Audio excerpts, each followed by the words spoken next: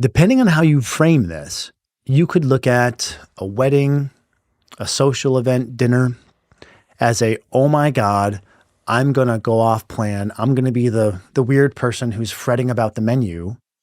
Or what I would suggest, look at this as a reasonable opportunity to trial foods that are higher in FODMAP and see how your body responds.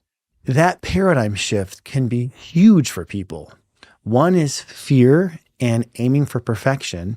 The other is, hey, here's a chance for me to reassess my tolerance and have the fun and the freedom associated with that.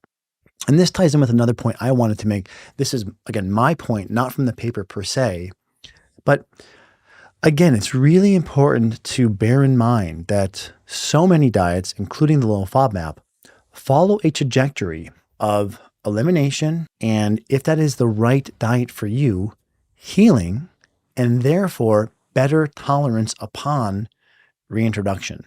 So foods that are a problem on day one won't be a problem forever. And this is, again, so crucial. The number of people that I and we on our clinical team see in our consulting practice who have stayed permanently on a highly restrictive diet is really disheartening. And I think it's because we're not closing the loop on this conversation and informing people that as you heal and improve, you should have better food tolerance over time. And it's really important to expand. Okay, so then coming to a few conclusions from this review.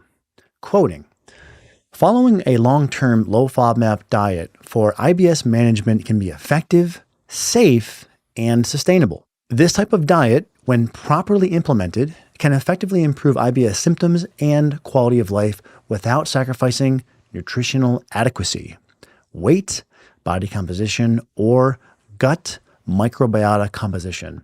So this really speaks to and hopefully allays the concerns that I think reasonably so have been expressed about the low FODMAP diet. However, as a quick aside, what I will say is if you've been following the research literature here in a disciplined fashion, and you've been looking at the outcome data, it's hard to get on board with the FODMAP fear train, meaning the low FODMAP diet is going to be negative for whatever reason. And again, this study very nicely helps punctuate that conclusion.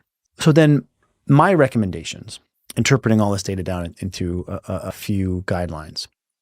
Trial the low FODMAP diet for 3 to 4 weeks. If it's a right fit for you, you'll know it. And if it's not, that's okay. No diet is going to have a 100% success rate. So bear that in mind. If it's helpful, continue longer. Reintroduce around the 2 to 3 month mark and personalize the diet in the longer term. And remember, we have good evidence for 6 to 12 months of use in the personalized fashion.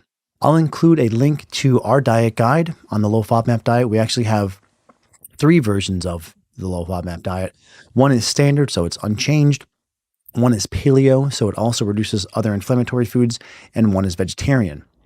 And in addition to that, I'll link to the University of Monash app where you can punch in certain foods and have some of those specific dietary questions answered for things that may not pop up on a diet guide. I'd also recommend to work, if you feel compelled to, with a health coach or nutritionist for guidance and support. And of course, myself and our clinical team are always happy to help you navigate the diet and also the bigger picture of what other adjunctive therapies can help improve your gut health and therefore reduce food reactivity and broaden your diet and improve your food tolerance.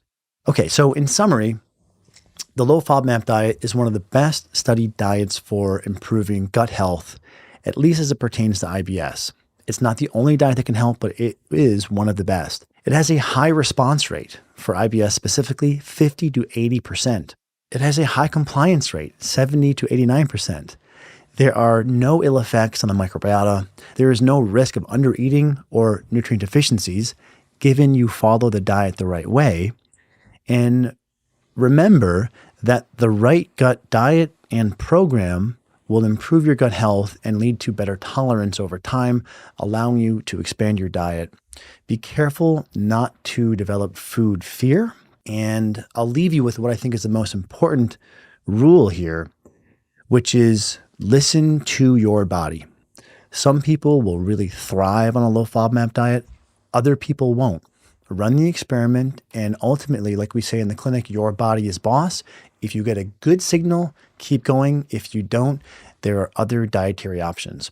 But in summary, again, great paper that helps us to see the low FODMAP diet is not something that just quells symptoms and comes at a cost of deleterious effect to the microbiota or nutrient status. And it actually seems to help across the board, which makes perfect sense because, like I've said so many times, if something feels good to you, it's usually health promoting and healing. Of course, there are exceptions to that, but that rule generally seems to hold. Okay, guys, well, I hope this helps. Please comment and subscribe, and I hope you will trial the low FODMAP diet if you have not yet and experience some nice benefits from it.